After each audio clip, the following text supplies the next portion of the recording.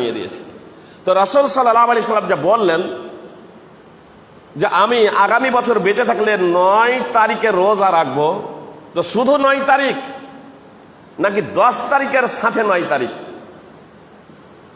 এই বিষয়ে অনেকেই অনেক কথা বলেছেন। তাহলে যা নির্যাস আপনাদের বলি এবং যা প্রাধান্যযোগ্য তা হলো এই যে রাসূলুল্লাহ সাল্লাল্লাহু আলাইহি সাল্লাম ১০ তারিখের সাথেই ৯ তারিখেরও নিয়ত করেছিলেন। ১০ তারিখে তো রাখছেই, ৯ তারিখও রোজা রাখবো। এটা প্রাধান্যযোগ্য এজন্যই যে এ হাদিসের বর্ণনাকারী হলেন আব্দুল্লাহ ইবনে আব্বাস রাদিয়াল্লাহু তাআলা আনহু। আর হাদিসের বর্ণনাকারী হাদিসের ভাবার্থ সম্পর্কে বেশি অবগত।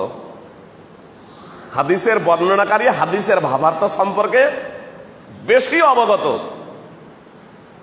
ইবনে আব্বাস রাদিয়াল্লাহু তাআলা আনহুকে যখন জিজ্ঞেস করা হলো যে আশুরার রোজা কবে রাখতে হবে, তখন ইবনে আব্বাস রাদিয়াল্লাহু তাআলা আনহু বললেন, খালিফুল ইয়াহুদ, ইহুদিদের বিরুদ্ধাচরণ করো, ওয়া সুমুত তাসে ওয়াল আশির, এবং ৯ মুহররম এবং ১০ই মুহররমে রোজা রাখো। আব্দুর রাজ্জাকের মুসান্নাফ হাদিস নম্বর ৭৮৩৯, ইমাম বাইহাকির ৮৪০৪ নম্বর হাদিস। ইমাম বাইহাকিও এর দ্বারা স্পষ্ট করেছেন যে রাসূল সাল্লাল্লাহু আলাইহি সাল্লাম ইচ্ছা করেছিলেন ১০ই মুহররমের সাথে ৯ মুহররমের রোজা রাখা, যেমন ইবনে আব্বাস রাদিয়াল্লাহু তাআলা আনহু স্পষ্টভাবে উল্লেখ করেছেন। এ বিষয়ে একটি বিষয় স্পষ্ট করে দিই, আমাদের সমাজে প্রচলিত আছে যে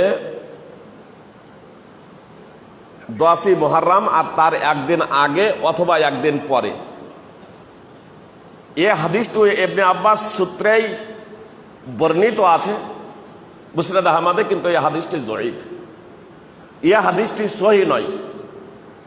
দ্বিতীয়ত বিশুদ্ধ হাদিসের এটা পরিপন্থী। তার কারণ রাসূল সাল্লাল্লাহু আলাইহি সাল্লাম স্পষ্টভাবে বলছেন, মানে রাসূল সাল্লাল্লাহু আলাইহি সাল্লামের নাম দিয়েই উল্লেখ করা হয়েছে সেখানে।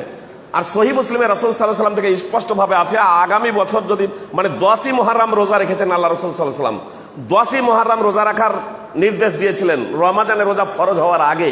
কিন্তু রমাজানের রোজা যখন ফরজ হয়ে গেল তখন রাসূল সাল্লাল্লাহু আলাইহি সাল্লাম এখানে এখতিয়ার দিলেন, স্বাধীনতা দিলেন, যার ইচ্ছা হয় সে রাখবে আর যার ইচ্ছা হয় সে রাখবে না।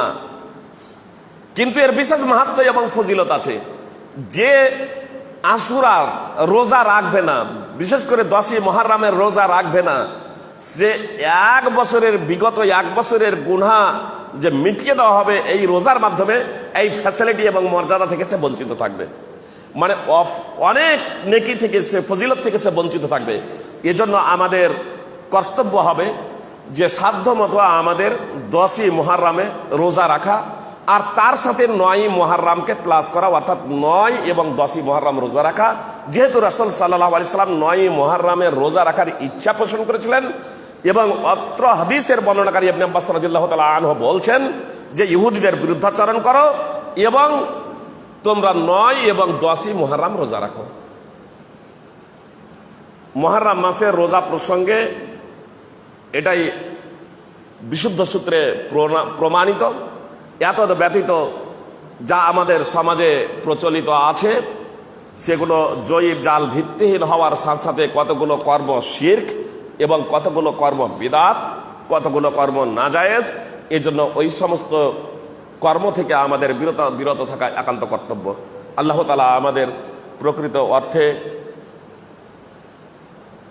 রাসূল সাল্লাল্লাহু আলাইহি সাল্লামের সুন্নাহ অনুযায়ী জীবনকে পরিচালিত করার তৌফিক দান করেন।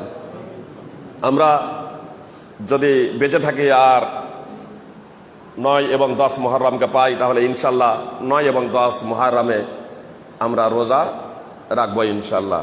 ৯ এবং ১০ই মুহররম, কথা খুব মনোযোগ দিয়ে শুনুন, কথা শেষ করছে।